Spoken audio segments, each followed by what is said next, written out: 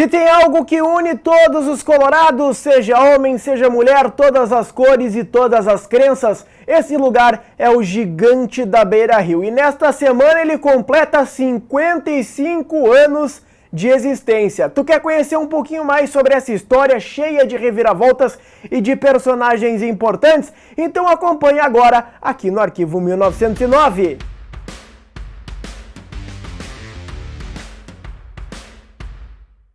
Bom, e vamos começar falando sobre a história de um clube que ergueu um gigante sobre as águas. Contrariou qualquer probabilidade contrária. E por falar nisso, eu preciso falar do patrocinador desse vídeo. Sim, porque a partir de hoje, o Arquivo 1909 é patrocinado pela KTO. A KTO é a nossa casa de apostas, é onde tem as melhores odds, é onde tu pode palpitar para os jogos do final de semana, os jogos do meio de semana, Inter, dar uma secada no rival, Champions League, tem tudo lá na KTO. E tu vai usar agora o código ARQUIVO para ganhar um bônus de 20% no teu primeiro depósito. Então vai lá, KTO não tem aplicativo, é site, tu utiliza o código ARQUIVO que tu ganha um bônus de 20% no teu primeiro depósito. Cara, imagina se nos anos 50, anos 60,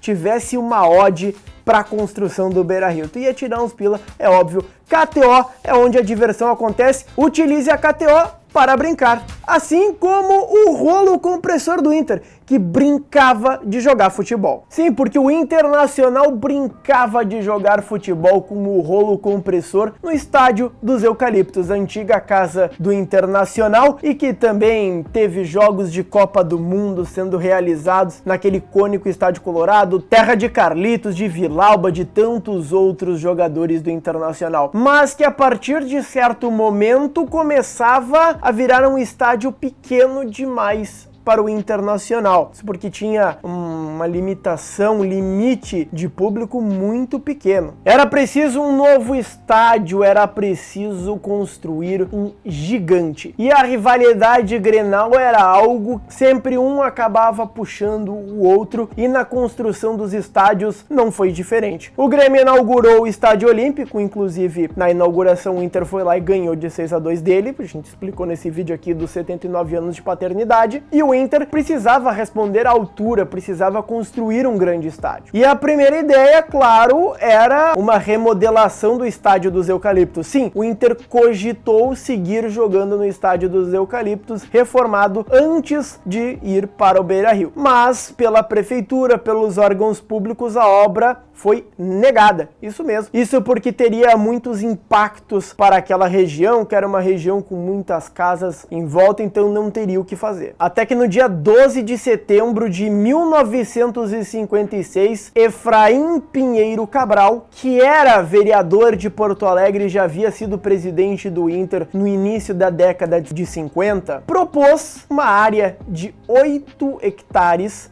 ser doada ao Internacional. Só que tinha um pequeno problema. Sabe onde é que ficava essa área? Debaixo da água.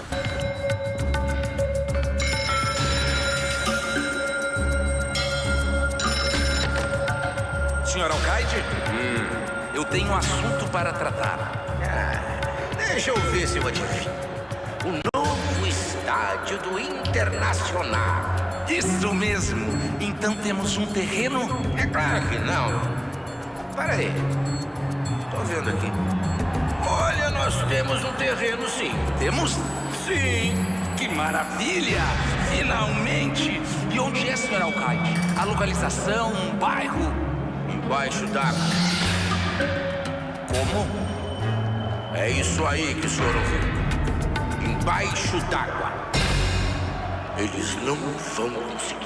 Isso mesmo, porque hoje o Estádio Beira-Rio imponente, a gente tem ali o Parque Marinha, a gente tem também as quadras ali da Orla do Guaíba, isso tudo não era mato, era água, isso ficava debaixo do rio Guaíba, e era um grande projeto, o aterramento daquele espaço, só que era algo muito complicado para a época, era tratado quase como se fosse impossível. E é importante ressaltar, né, que quando a prefeitura doou o terreno, doou também um forte abraço. Isso mesmo, um forte abraço, vai lá, te vira, faz do teu jeito, dá teus pulos aí, foi mais ou menos o que a prefeitura disse. E cara, tinha muito deboche por parte dos rivais, como essa charge, por exemplo, que dizia que o estádio do Inter seria embaixo da água. E tem gente que queria o Beira-Rio flutuante, foi quase isso. Pensar no estádio flutuante, estádio que pode se deslocar, se mover geograficamente. Real Madrid, eles estão lascados. Que Madrid é o sul, centro da Espanha. Eles não têm litoral, eles não têm lago, eles não têm saída para o mar. Quem tem isso tem que aproveitar. E eu faço um desafio pra você aí. Você sabe o nome do estádio Beira-Rio? Sim, o Beira-Rio não se chama Beira-Rio. Ele tem um nome e eu vou te dar 5 segundos pra tentar adivinhar.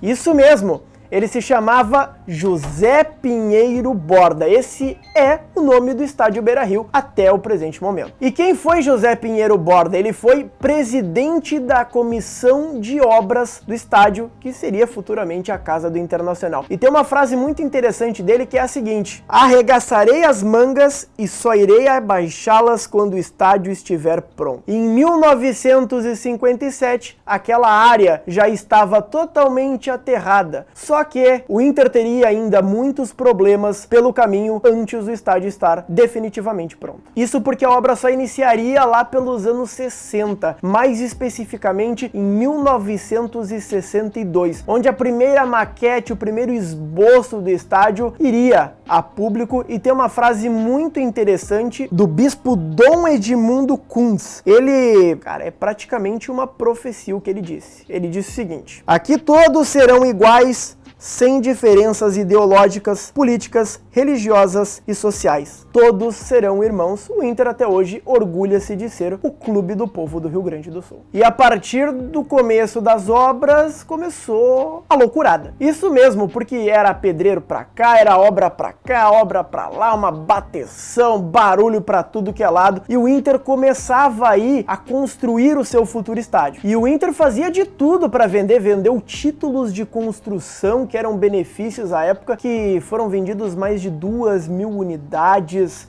Até mesmo o próprio José Pinheiro Borda, em entrevistas, dizia que se espantava com a quantidade de doações, com o tamanho e engajamento da torcida colorada para a construção do Beira-Rio. Em campo, o Internacional vivia um momento horrível. Isso porque nos anos 50 o Grêmio empilhava um pentacampeonato gaúcho. Aí o Inter conseguiu um título em 1961 e depois o Grêmio conquistou um heptacampeonato, a sua maior sequência até o momento, e era uma época que o Gauchão era uma Copa do Mundo. O Internacional não tinha dinheiro para construir o estádio e ter uma grande equipe ao mesmo tempo, e basicamente todo o dinheiro era utilizado para a construção do Beira-Rio. E aí vem uma coisa que só a torcida do Inter fez até hoje. A torcida do Inter torcia por pedreiros. Isso mesmo, a torcida do Inter torcia por pedreiros. Isso porque os torcedores que acompanhavam os jogos no estádio dos Eucaliptos tinham um costume, após derrotas ou após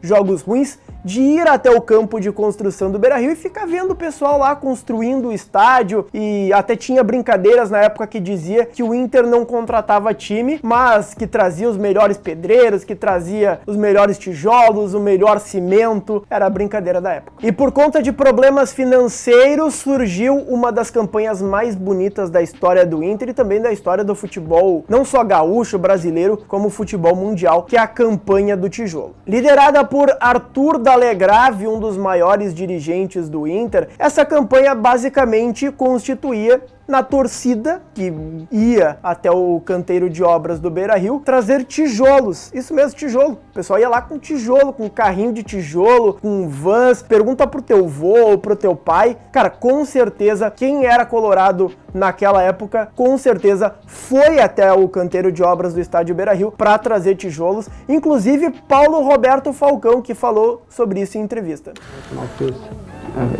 Começou a construção do Beira-Rio. Estamos falando aí de 30 anos atrás, o Inter fez a campanha do tijolo. O torcedor tinha que levar um tijolinho para ajudar a construir.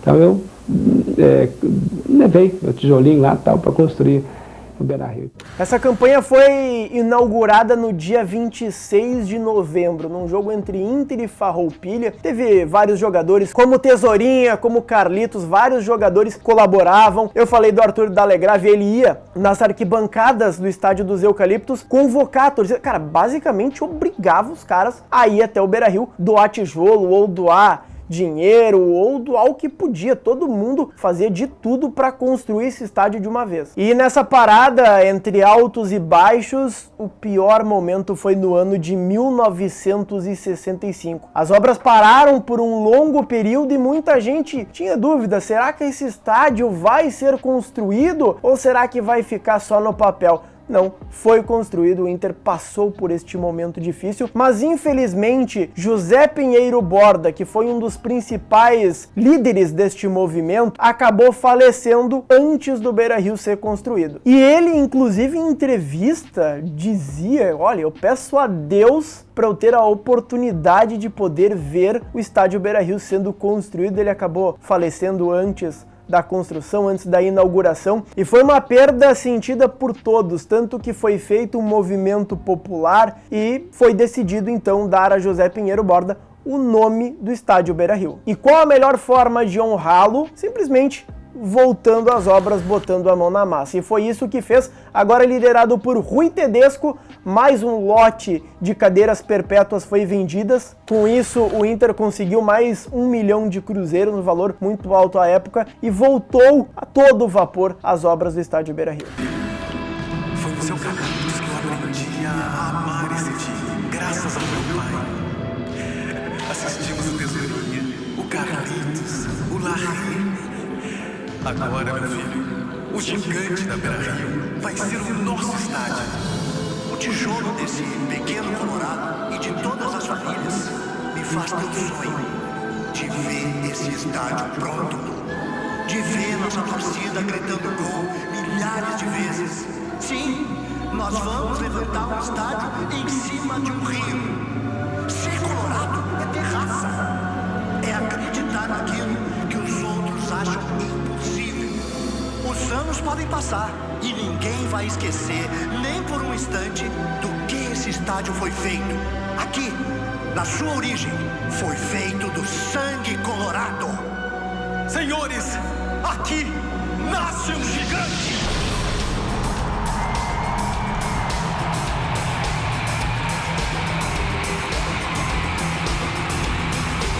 E com a chegada do imponente estádio que muitos anos depois sediaria uma Copa do Mundo, é casa do Inter até o presente momento, surgiria a hora de enfim se despedir do estádio dos Eucaliptos. E isso aconteceu no dia 26 de março de 1969, um jogo entre Internacional e Rio Grande, goleada colorada por 4-1. Inclusive Tesourinho, um dos principais nomes daquele estádio, foi homenageado. Ele já estava aposentado há um bom tempo, mas participou daquela partida amistosa que terminou com gols de Sérgio Marciano, Gilson Porto e Valdomiro, que se consagraria como um dos maiores ídolos colorados na sequência. E depois de 13 anos de construção, de altos e baixos, de campanha do tijolo, de para-obras, enfim, no dia 6 de abril de 1969, uma Páscoa, estava inaugurado o gigante da Beira-Rio. E tem um detalhe, tá? Porque os dirigentes da época fizeram um pedido aos torcedores colorados que era o seguinte: simplesmente chega de manhã e solta foguete. Isso mesmo. Isso foi conhecido como Alvorada Vermelha ou Despertar Vermelho, que consistia no pessoal soltar foguetes, fogos de artifício desde a manhã de suas casas para dar uma barulheira, dar um clima especial para a cidade naquele momento. O pedido foi que começasse às 7 horas da manhã, mas tem relatos que já 5, 6 da manhã já começava a se ouvir os fogos de artifício por toda Porto Alegre. Mais de 100 mil pessoas estavam presentes no Beira-Rio. Saudade quando dava para botar 100 mil no Beira-Rio, hein? Que loucura. E viram um grande cerimonial e também um grande jogo entre Inter e Benfica, que eu já falo logo ali na frente. Mas lembra que eu falei do bispo Edmundo Kuntz lá atrás, que fez a pedra inicial? Ele mesmo participou do cerimonial do Beira-Rio também. Ele benzeu o estádio Beira-Rio antes do jogo. Sim, Internacional teve o estádio benzido. Bem que poderia fazer isso de novo agora que tá feia a coisa, hein? Rui Tedesco, presidente da comissão de obras, cortava a fita e estava inaugurado o Beira-Rio. E como eu falei, o adversário da inauguração era o Benfica, que tinha o craque português Eusébio, Benfica multicampeão português, finalista 5 vezes de Liga dos Campeões, na época troféu dos europeus, campeões e tudo mais. Era um grande time, mas que não conseguiu ganhar do Internacional, que venceu na primeira partida. E aos 24 minutos do primeiro tempo, Cláudio Miro de cabeça, fruto da base colorada do celeiro de Ases, marcou o primeiro gol daquela partida, que é a coisa mais bonita,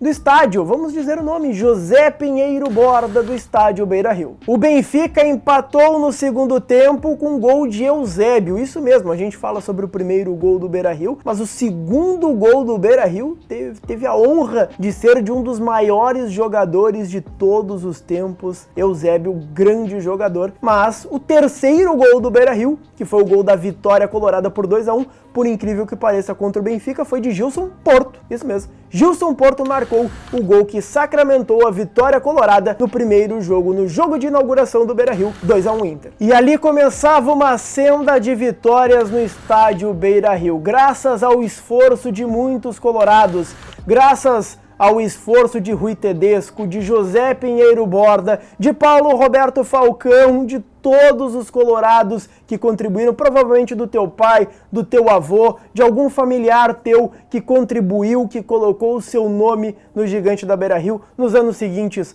o Inter seria octacampeão gaúcho, seria tricampeão brasileiro invicto, mas isso é um papo pro nosso próximo vídeo. Então já te inscreve no canal, ativa o sininho das notificações, comenta aqui embaixo o que tu achou do vídeo, se tu sabia que o nome do Beira-Rio era José Pinheiro Borda, se tu sabia quem era José Pinheiro Borda, o que tu achou, se tu tem alguma sugestão de tema aqui no Arquivo 1909. Não esquece de seguir as nossas redes sociais aqui, ó, TikTok e Instagram, @ArquivoColorado1909. Um abraço, até a próxima e clica nesses dois vídeos aqui, ó. Clica nesse aqui, tchau!